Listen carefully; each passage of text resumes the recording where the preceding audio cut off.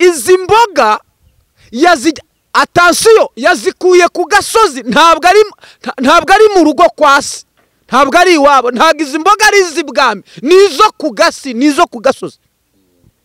Dufite abantu muri iyi minsi bari gusohoka mu rugo rw'Imana bakajya kuzisoroma kwa Mwamini, abandi bakazisoroma Nigeria, abandi bakajya kuzisoroma Tanzania, bakaza bagacekeramo, abantu bagatangira kuruka, abandi bakikubita hasi, abandi bakabyara abana batuzuye, kuko izo mboga ntabwo ari iz'ibwami. Haleluya! Bagiye kuzisoroma bakoresheje izindi mbaraga.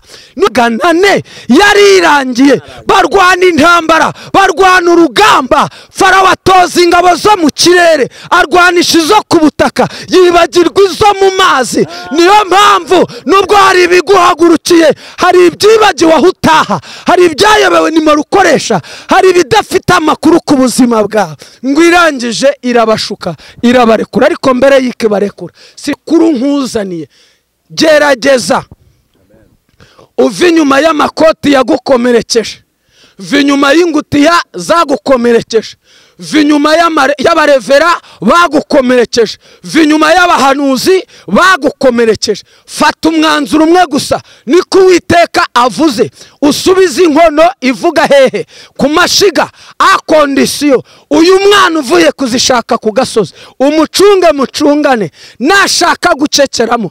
Baceceyemo ngo ntaho uzagera, nzanye ijambo rivuze ngo uzahagera. Baceceyemo ngo ntuzaheka, ndarifite rivuze ngo noneho uzaheka. Umugambi Imana ifite niwe ugiye guhangana n'izi mboga ziri muri iyi nkono.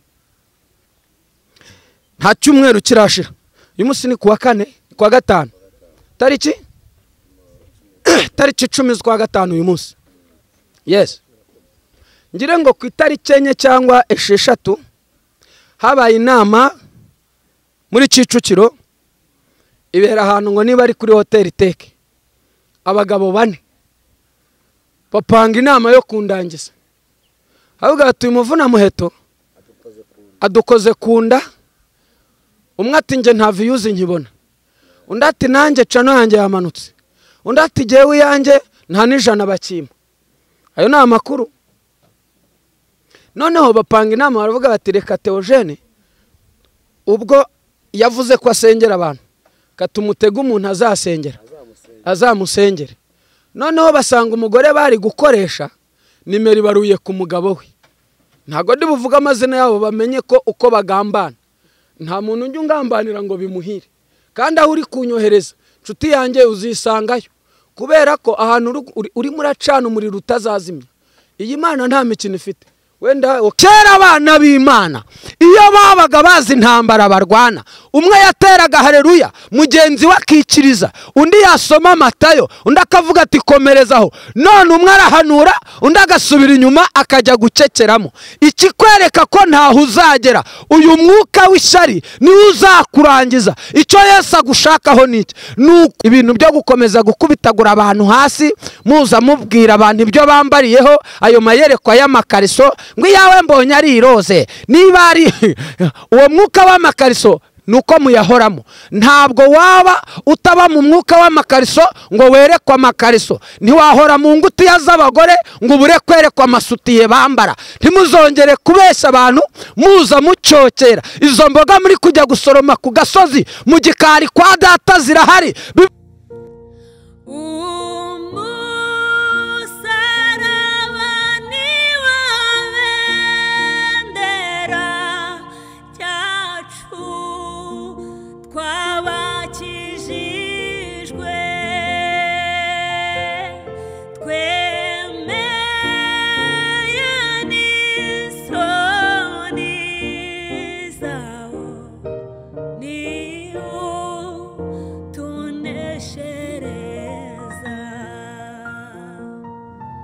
Ndagusuje kandi nkwifurije ineza y'Imana mu mibereho yawe yose, mu byorekejeho amaboko.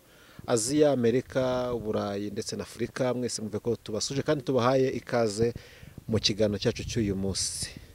Kora subscribe ni mutarayikora kugira ngo tujye tubana mu biganiro byose, kandi numara gukora subscribe ukona ikiganiro ukumva biragufashije gisangize n'abandi kugira ngo nabo bamenye ubutumwa bwiza bwa Yesu Kristo. Ntabwo nigenge rero uyu munsi ndi kumwe n'umuhanuzi w'Imana Theogene yagatse kugira ngo twongere tuganire, twatumaze iminsi tutamubona ariko dushimye Imana ko imubashije kugira ngo ngere aboneke hano. Uraho neza? Murakomeye. Yesu ashimwe.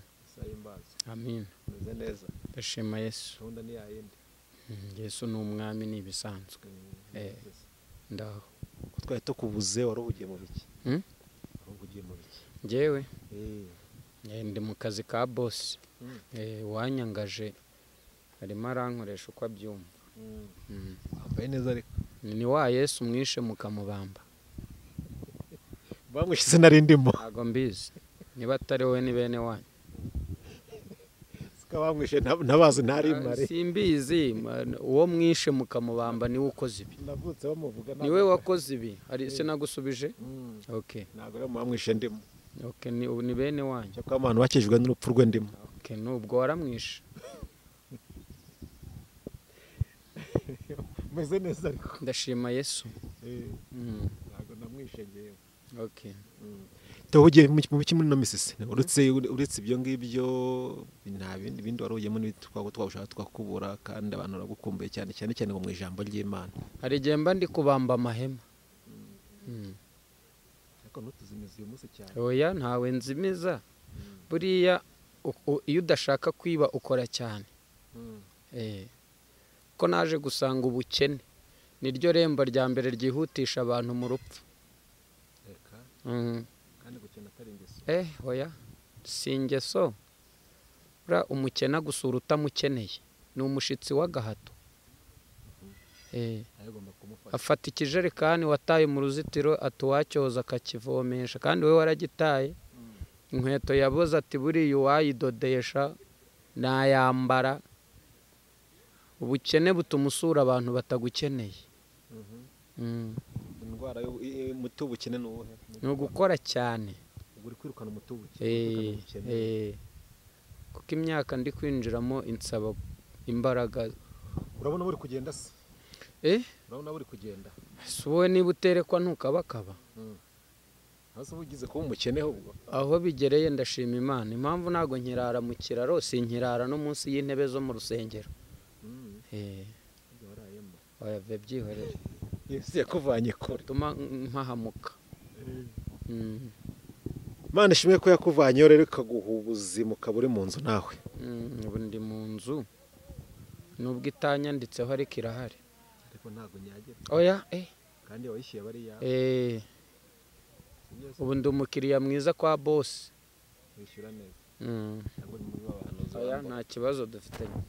Uyu munsi message Imana iguhaye ni iyihe? Nuko niki se ko ari bya bindi byo kwihana hari ibindi. Mwihane tujye mu ijuru. Ahubwo nsengera aho nshira imbere y'Imana. Hariyo n'ubu mu Kristora. Wakora umusaba utari umukike. Ngahozana hano rero nisengera ndabona nta cyizere wifitiye. Mana turagushimiye mu izina rya Yesu. Tugushimiye imbaraga zawe. Tugushimiye umwuka wawe wera. Bana natwe tugirire neza ikituzanye hano no kwamamaza ubutumwa bwiza bwa Kristo nkuko twabuhawe. Ndasenze ngo iri jambo uwo riza kugeraho wese rimusubizemo ibyiringiro mu izina rya Yesu. Ntaba ari twebwe ahubwo izina ryawe rikomeze kwamamara mu mahanga yose. Amen. Rero mwari mumaze iminsi tuburanye. Nubundi sindaboneka nkuko mbyifuza. Gusa ndacyakomeza kubasaba imbabazi abantu mwese mwambuze. Ndabizi ko nabuze muri iyi minsi ariko si njyewe ni Kristo ni ubutumwa.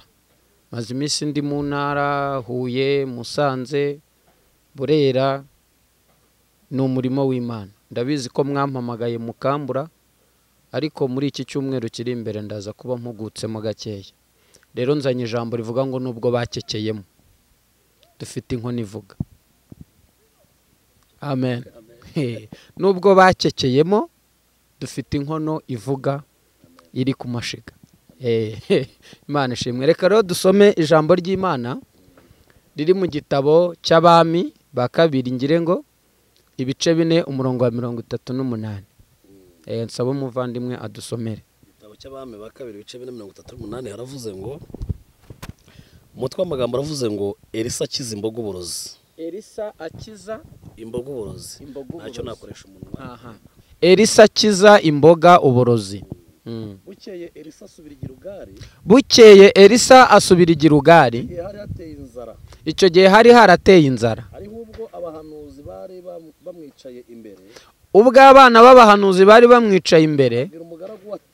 Abwira umugaragu we ati Shira inkono ivuga ku ziko. Shira inkono ivuga ku ziko. Uteke utekere abana b'abahanuzi imboga. Umwe muri bo arasohoka ajya ku gasozi asoroma imboga. Ahasanga umutanga awusoromaho imboga. Areka umwenda we azuzuzamo. Araza akekera muri iyo nkono batetsemo imboga.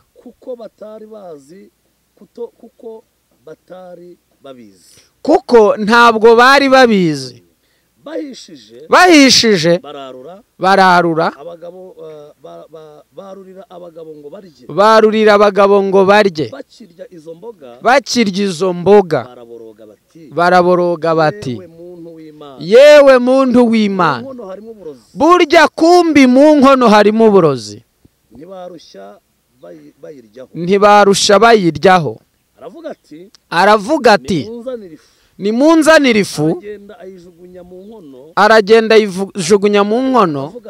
Aravuga ati nimwarurire abantu barye. Nuko basanga nta kibi kirimo. Imana iduha umugisha. Hanyuma ndagira ngo tuganire ijambo ry'Imana rifite topiki ivuga ngo nubwo bacekeyemo bikarura dufite inkono ivuga. Aha abantu banyumve neza. Nubwo bacekeyemo, uyu mwana uri muri aba bahanuzi we asohotse mu rugo asiga akarima k'igikoni mu mbuga, ajya kuzishaka ku gasozi. Ahasanga icyatsi kitaribwa cyitwa umutanga. Bibiliya iravuze ngo arasoroma, areka umwenda we arasoroma. Hanyuma ngo amare gusoroma yuzuza za mboga mu mwenda. Aragenda akekera muri ya nkono igira ite ivuga. Hanyuma ngo imboga zihiye yarurira abantu ngo barye batangira gupfa. Bavuza induru bati kumbe mu nkono harimo uburozi. Imana ishimwe. Izi mboga atansiyo yazikuye ku gasozi. Ntabwo ari mu rugo kwa se, ntabwo ari iwabo. Ntabwo izi mboga ari iz'ibwami, nizo ku gasi, nizo ku gasozi.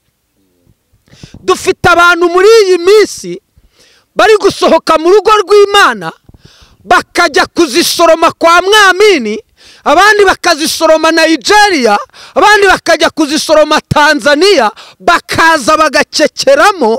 Abantu bagatangira kuruka, abandi bakikubita hasi, abandi bakabyara abana batuzuye, kuko izo mboga ntabwo ari iz'ibwami. Haleluya. Bagiye kuzisoroma bakoresheje izindi mbaraga. Niyo mpamvu bari kuzisoroma bagahuha abantu bakikubita hasi, abandi bagasoroma bakoresheje amaparufini, akagukubita parufe akayigupuriza, yarangiza agafite connection n'izi mbaraga yagiye gucisha hakurya. Izi mboga ukamuhamagara uti mukozi w'Imana, urugo rwanjye rumeze nabi, ndabona umugore ananiye, ndabona umugabo ananiye. Yareba ikimero cy'uwo mugore we adafite, akaza none hagacekeramo bya nyabyo, akavuga ngo uyu mugabo si uwawe, uyu mugore si uwawe. None akabara rurangije rimwe, wakata inyuma ugasanga niwe uri kumutereta. Uyu ni umutanga ukomeye cyane. noneho Imana irareba ibona ntago izi mboga ziri bugomeze kwica abantu, ihagurutsa Elisa. Elisa atanga itegeko, aravuga ngo nimushire inkono ivuga. Harapisa desine, mushiri inkono ivuga ku ziko. Nubwo bigukomeranye, nzanye itangazo rivuye ibukuru muri ofisi y'ijuru. Dufite Imana ivuga kuri icyo kibazo, nubwo baceceyemo mariage ikaba yapfuye. Oya, no. Guceceramo ubukwe bugapfa icyo ni kimwe.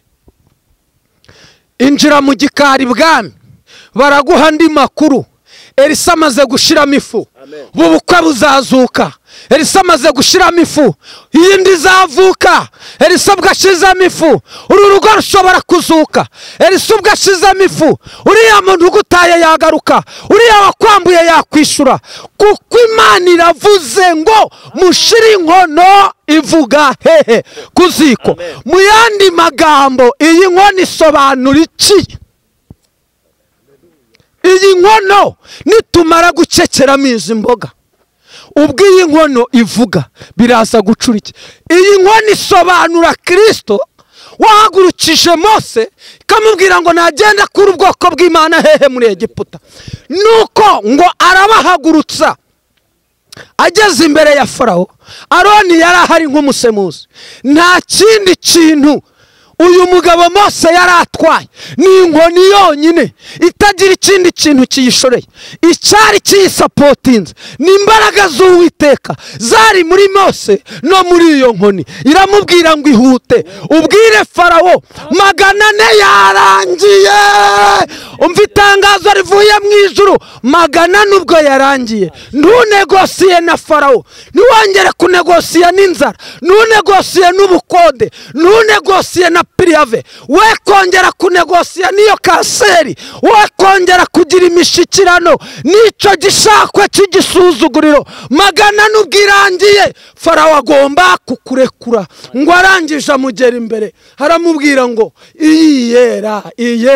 Uwiteka aravuze ngo urabarekura batahe cyangwa ntubarekura. Bakora inzoka nabo barazikora, hari ibyo duhuriyeho nabo, hari ibyo dusangira nabyo, hari ibyo duhuje nabo. Haleluya. Hanyuma ngo Farawo aravuga ati noneho ubwo aka gahungu gatangiye kuzana ibintu by'iterabwoba ahangaha, namwe nimugire. Ngo ahamagara abakonikoni, ahamagara abanyabwenge, ahamagara abapfumu, ahamagara abarozi, ngo nabo banaga inkoni hasi nayihinduka iki? Inzoka. Ariko kuko 400 yarirangiye, ari Imana ivuze ngo genda ubakureyo. Inzoka ya Mose itangira kurya izabo, bisobanura ngo habonetse Imana mu Bisiraheli nk'ikimenyetso cy'uko Farawo byanga bikunde agomba kubarekura byanga byanoga.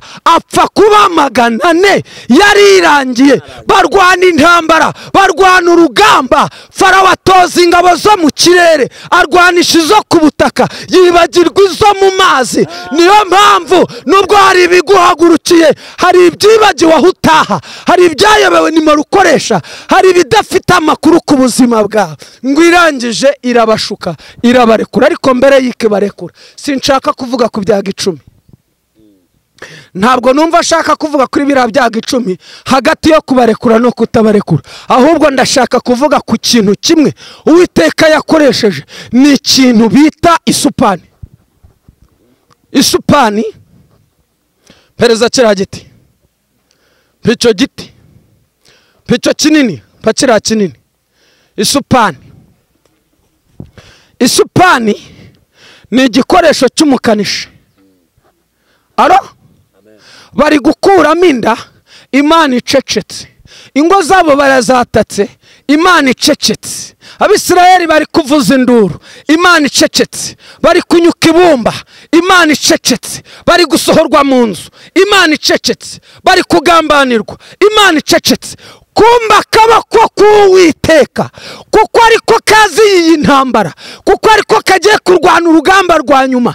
Aho Mose yaracogoreye niho hakenewe imbaraga z'Imana. Ndagira ngo nkubwire ngo intambara Imana idakenewemo ntabwo ijya yinjiramo. Urugamba Imana yasuzuguye ntabwo ijya irurwana. Ngo marayika yohereza isupani mu magare y'ingabo za Farawo.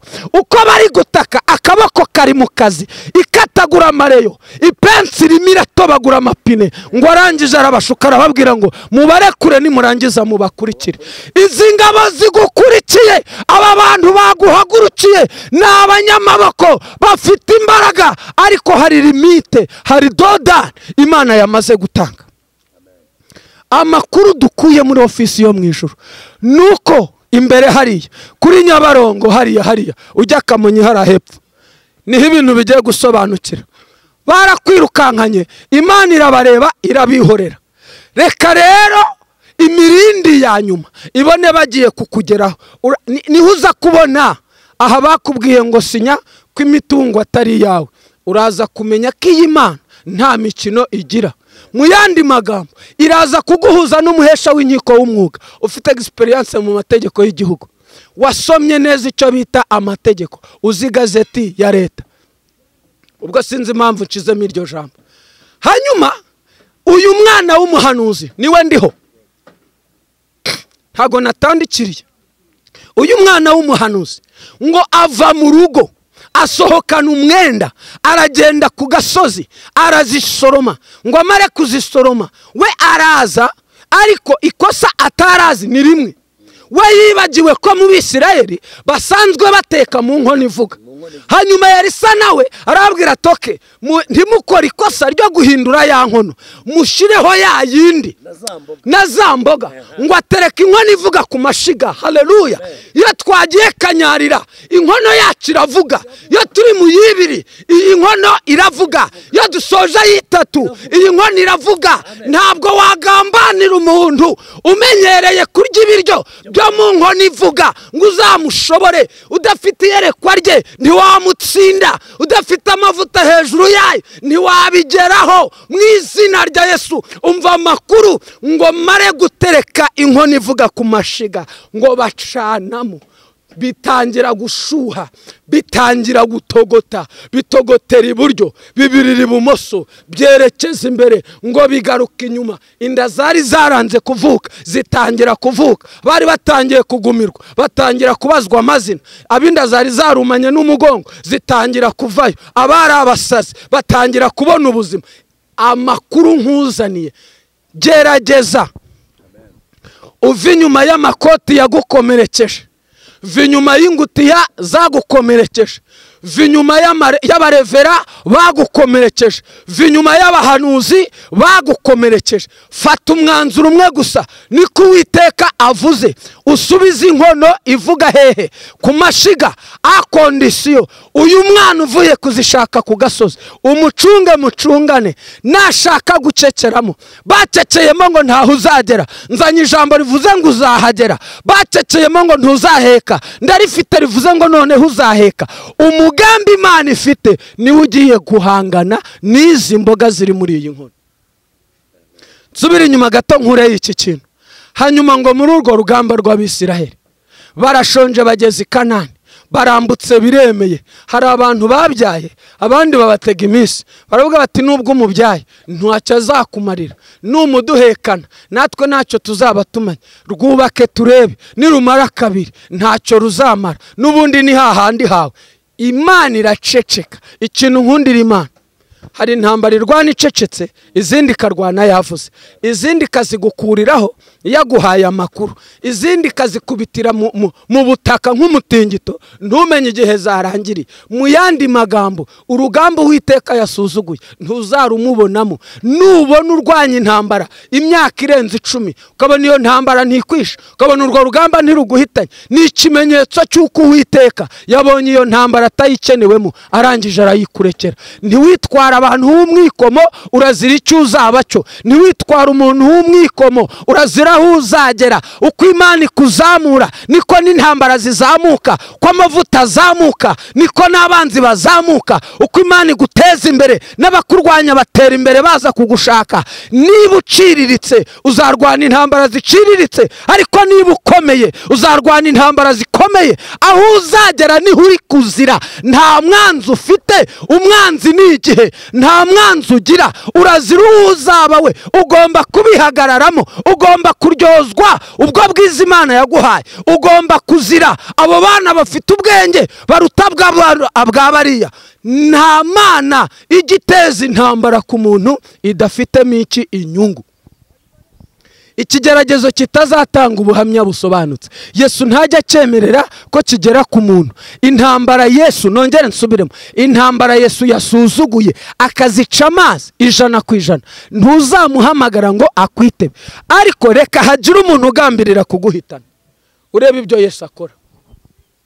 icyambere abateza umwuka wo gusubiranamo, bakivananamo, bakirondora, bakivamo, bose bagaterana. umwe ati rero njyewe mbivuyemo, undi ati njye mbivuyemo. ndabaha urugero. nta cyumweru kirashira, uyu munsi ni kuwa kane, kuwa gatanu, tariki 10 z'ukwa gatanu uyu munsi. yes, ngire ngo ku itariki 4 cyangwa 6 habaye inama muri Kicukiro, ibera ahantu ngo niba ari kuri hoteli Teke. abagabo 4 bapanga inama yo kundangiza. avuga ati umuvuna muheto adukoze kunda. umwe ati nje nta views nkibona, undi ati nanjye cano yanjye yamanutse, undi ati jewe yanjye nta n'ijana bakima. ayo ni amakuru. noneho bapanga inama baravuga bati reka Theogene ubwo yavuze ko asengera abantu, katumutega umuntu azasengera, azamusengere. noneho basanga umugore bari gukoresha nimero ibaruye ku mugabo we. ntago ndi buvuga amazina yabo bamenye ko uko bagambana. nta muntu ujya ungambanira ngo bimuhire. kandi aho uri kunyohereza nshuti yanjye uzisangayo, kubera ko ahantu uri muracana umuriro utazazimya. iyi Mana nta mikino ifite. wenda bibaho hari nubwo turengana tukajyayo, ariko kuri misiyo yanyu ntaho nzajya. ijuru ryabyemeye naha nicaye nuko. ndagira ngo mbibutse ko hanyuma urugamba ngo bararushyushya barenyegeza. harimo impemburo, impanuro, ngire ngo hazamo ngo niba ari Karosi TV, hazamo ngo niba ari Kiranuka, hazamo n'indi ngo niba ari Itahiyo Nyamata hiryeyo. inama ya original barayipanga bya nyabyo. hanyuma ndangije nari ndi hehe, nari mwivuga butumwa mu karere ka Musanze. urumva ndi ku ruhimbi ndimo mbwiriza. hazamo n'indi ngo niba ari official bwoko biki ntumbaze. ntawe natatse kuko mubambuza kuryama ntimurimo. ntimurimo rwose nukuri. kandi giye ukuntu mbaho ibintu nafiteho amakuru ndabiceceka. noneho ndangije ndagira ngo mwumve ko gucekeramo kwanyu dufite inkono ivuga, inkono y'abarokore.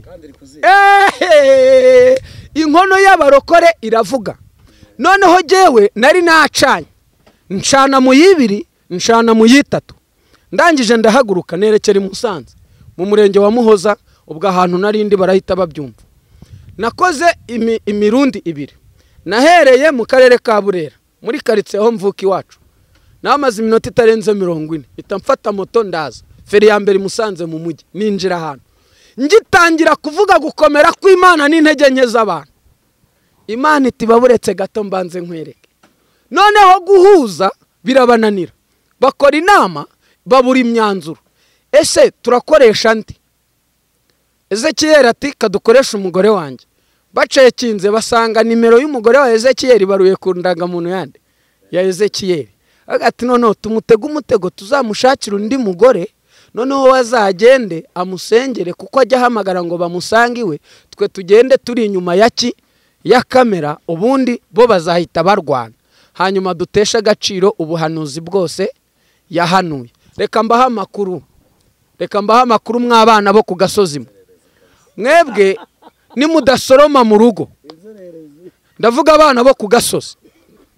Abana bo ku gasozi ni abahenze Elisa ari gutamba, arimo atambira Uwiteka, bajya kuzisoroma hehe? Ku gasozi. Kumbi birengagiza ko Elisa yatanze itegeko, yarazi biri bube. Aravuga ngo mubwire abana b'abahanuzi bafate ya nkono igira ite ivuga, muyishire hehe? Ku mashiga. Inkono yacu ihora ku mashiga, kandi defo y'iyi nkono ntigigira ibanga, ntigiceceka, iravuga. Reka mbabwire, kuba Theogene nibishaka mwene nzaca hayo, umuhungu wo muri ADPR Pentecote isuka y'umwuka, turarindiriye. Niyo nashaka abagore miliyari ku munsi, ntibibuza Yesu kunkoresha bitewe n'icyo ashaka. Iyi Imana iguhagurukije, ibizi birego muturega, ibizi bitubaruyeho, ibizi byo twaciyemo, ibizi byatubayeho, iyi Imana igukeneye. Ifata dosiye y'amateka yose yakuranze, ikaguhagurutsa, ikagukoresha amateka n'ibikurega, ikabihagarara hejuru. Iyi Imana ikazirengera ingaruka. Kuba ntawe unsegura no kuzura umwuka wera, ça c'est la différence. Ubwo mbivuze mu Gifaransa. Mu Kinyarwanda harimo itandukaniro. Mu yandi magambo, Imana ikeneye nde? Imana ishaka nde? Ese Imana nijya gukoresha abakiranutsi gusa izabakura he? Idukura mu byaha, yarangiza ikatweza, yamara kutweza ikadukoza ikara ryaka hehe? Ku munwa, yarangiza ikadukoresha. Ubuhamya bw'ibyo mvuga nibyo nabayemo. Njya nkunda kubwira abantu ngo ndi igikondosejemo. Imana yampagurukije njyewe ntaranabatizwa. Mu yandi magambo, ikoresha ababatijwe, igakoresha n'abatarabatizwa. Uyu munsi nushaka kumenya imikorere yawe n'iy'Imana, ubanza umenye ko ejo hawe hakoze nk'amazi, nta definisiyo hagira, nta busobanuro wagira. Uyu mwana we rero yararebye abona icyamunezeza ni ugukindagura bagenzi be, ni ukwangiza umurimo w'Imana, ni ukwangiza ejo hazaza h'abandi. Aravuga ati reka ne gusoroma mu gikari no mu karima k'igikoni kari mu mbuga, reka nkirengagize. Bibiliya yavuze ngo warasohoka. Dufite abantu basohotse noneho bari kuza bacekeramo, sibyo? Yabona uri kumwe n'umukobwa wiza ati reka da, Jado asenga kuva ku wa mbere kugeza ku wundi wa mbere, ntabwo uriya yavamo umugabo, uramenye, reka tuguhuze n'umuntu w'umumaro. Bagacekeramo, Chantal akaba yanze nde? Jado. Wamuhamagara uti mushumba enda ngwino utwunge, dore niwe wadusezeranije, mu nzu bimeze nabi. Gute ufata umugore wize n'umugabo wize, bafite masters, bafite degree, bafite PhD, urumva ko maze no kumenya kubivuga. None wowe uracyapfundikanya ubuzima, ntaho urava, nta naho uteganya kugera. Uretse Yesu wakwitura iteka akakugirira imbabazi. Abo bantu wabunga gute? Noneho ishyari ryarazamutse ku rwego mpuzamahanga. Ntawe ushaka ko mwene se yegura umutwe, reka da, aregura umutwe agaterura ikinubi agahita kubita hasi. Kera abana b'Imana iyo babaga bazi intambara barwana, umwe yateraga haleluya, mugenzi we akikiriza, undi yasoma Matayo, undi akavuga ati komerezaho. None umwe arahanura, undi agasubira inyuma akajya gucekeramo. Ikikwereka ko ntaho uzagera, uyu mwuka w'ishyari niwe uzakurangiza. Icyo Yesu agushakaho niki? Ni ukugenda ugasubiza inkono ivuga hehe? Ku mashiga. Kandi muri kondisiyo, gabanya kujya kuzisoroma Nigeria, wijya kuzisoroma Tanzania, wijya kuzisoroma Burundi, wijya kuzisoroma Uganda. Hamagara Imana wongere iguha imbaraga. Ibintu byo gukomeza gukubitagura abantu hasi, muza mubwira abantu ibyo bambariyeho, ayo mayerekwa y'amakariso ngo yawe mbonye ari iroze, niba ari uwo mwuka w'amakariso nuko muyahoramo. Ntabwo waba utaba mu mwuka w'amakariso ngo werekwa amakariso. Ntiwahora mu ngutiya z'abagore ngo ubure kwerekwa amasutiye bambara. Ntimuzongere kubesha abantu muza mucokera. Izo mboga muri kujya gusoroma ku gasozi mu gikari kwa data zirahari. Bibiliya ivuze ngo iki? Iravuze ngo ufite uwo mwana ni nawe ufite ubugingo. Mu rugo kwa data hari amazu menshi, niyaza kuba ntayahari, ibi nabyo mba mbivuze haleluya. Mureke kuroga abantu b'Imana. Nongere subiremo, abantu mwakomerekeje n'abo mukomeje gukomeretsa, imitwaro yabo izabajya ku mutwe, Imana izabibaryoza. Mureke dusubize inkono ivuga hehe? Ku mashiga. Ndagira ngo mpumurize abantu, nongere nubakiye imitima mu izina rya Yesu. Baceceyemo ngo ntaho uzagera, uzahagera kuko dufite inkono ivuga hehe? Ku mashiga. Bavuze ngo ntuzabyara, mu izina rya Yesu uzabyara kuko iriya nkono iri ku mashiga. Amakuru dufite igize gute? Iravuga. Mu yandi magambo, ngana ku musozo, numvaga nshaka gutambutsira ijambo, numvaga ari inyakamo. Ukureshya, uko waba ureshya uko ariko kose, ntabwo bibangamiye Imana gukora. Aho waba utaha hariho hose, ntibibangamira Imana kugutabara. Uko waba umeze uko ariko kose, ntabwo bibuza Imana kugukenera. Imana ireba ikizakumaza ikagutyaza bijyanye naho igukeneye. Yesu abona intambara uzarwana akaguterenga birwanye naho bihwanye naho azakurwanisha. Ntukuke umutima ngo uri umunyantege nke, ugende uko imbaraga zawe zigize gute zingana. None aha yagusanga ikagukoresha ibyo utigeze utekereza. Vinyuma y'abantu bayivuga batayizi, vinyuma y'abantu birirwa bayiririmba batazi uko imikorere yayiteye. Mu yandi magambo, Yesu ari ku ngoma, afite imbaraga, ni umutsinzi, ni umuneshi. Nta yindi Mana ibaho tuzigera tuyoboka. Mudutera amabuye cyangwa mu byihorere, aho tujya turahaza. Duhamagawe tubabaye, ituzanye twarayibuze, twayibonye twari twaragowe. Mu yandi magambo, nta kintu wakora ngo unteranye n'iyi yera. Uririmba amazina yanjye yose, ugahimba ibyaha byose ushaka, niko kanya ubonye, nicyo cyo ushoboye. Nta kindi wakimarira uretse kwirirwa usebanya. Mu yandi magambo, nutihana mbisubiremo ngo uzabona ishyano. Intambara muri kuzana, mwirirwa murwanisha ijambo ry'Imana, undi ati mumbwirire kandi nawe birakureba. Undi ati aho ngaho hakomeze kandi nawe birakureba. Hata aho ngaho aho oya. Ijambo ry'Imana iyo rimanutse rireba abantu bose bari muri urwo rusengero. Mu yandi magambo, ngana ku musozo, kuba barakeceyemo ni akazi kabo, byigukura kuri Kristo. Kuba barakeceyemo urugo rugasenyuka, inyuma y'urwo hari urundi. Kuba barakeceyemo ngo nta mwana uzongera kubyara, inyuma y'uwabyaye aho yavuye wa mbere hari n'uwa kabiri. Mu yandi magambo, hari amahirwe Yesu azaguha nusubiza inkono ivuga hehe? Ku mashiga. Ndagira ngo mbahe iri tangazo rivuga ngo mwizere Imana, muyigirire icyizere. Mwarakomeretse nibyo, Yesu azomora ibikomere. Mwarababaye, Imana izakuraho uwo mubabaro. Mu yandi magambo, mwongere muyizere, mugaruke ku musaraba, musubire ku rufatiro. Yesu aracyari umwami. Shalom. Ndagira ngo dusengane Imana. Wari ucitse intege, wari uguye umwuma, wari wihebye, wari unamutse, wari uvuye mu nzira, utagisenga, utagifite ibyiringiro. Baceceyemo, ariko narinzanye itangazo rivuga ngo nubwo baceceyemo, ntabwo zizakwica izo mboga. Ubwo burozi ntacyo buzagutwara, iryo hembe rizagusiga. Imyaka umaze ni ikimenyetso cy'uko uzarama, ntacyo bazagutwara mu izina rya Yesu. Data, mu izina rya Yesu, ndagushimiye kubw'ijambo ryawe. Ufite imbaraga nyinshi, uteye ubwoba, wambaye gukomera, icyubahiro no kunesha n'ibyawe. Nsengeye abantu bose Mwami bakurikiye Umusaraba TV. Mu yandi magambo, Abanyarwanda, Abarundi, Abanyakenya, isi yose muri rusange, abantu bakunda gukurikirana ibiganiro n'ijambo ryawe ku Musaraba TV, mu izina rya Yesu ndabasengeye. Ukuboko kwiza kw'Imana kubagereho, ineza yawe ibakize ibyago, ibibatugaritse tubikujeho. Undi wese ubabaye umusubize ibyishimo, mu izina ryawe ryera. Amen.